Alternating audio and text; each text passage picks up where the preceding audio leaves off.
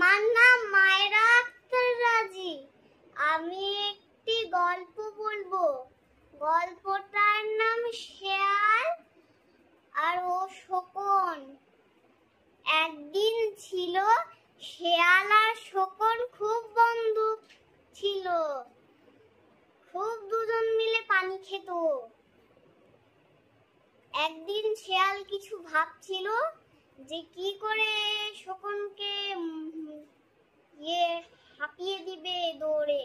একটা মাথায় বুদ্ধি আসলো। তারপর শেয়াল বলল শকুনকে, ভাই একটু আমার সাথে ঘুরতে যাবে?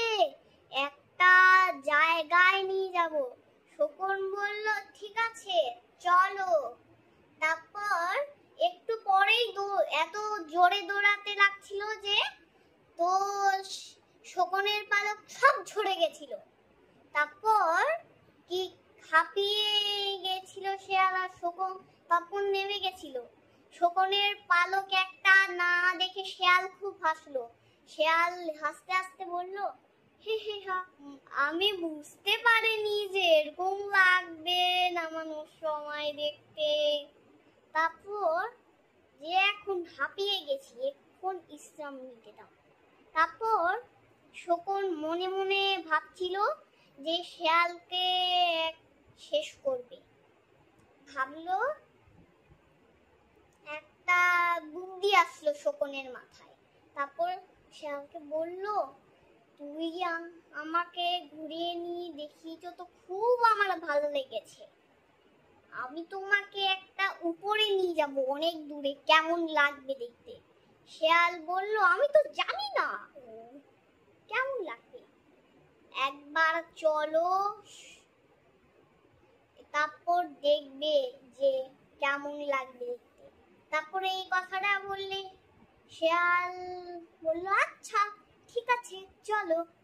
তারপর পায়ের এই নখগুলো শক্ত করে ধরে রেখে উপরে নিয়ে গেল।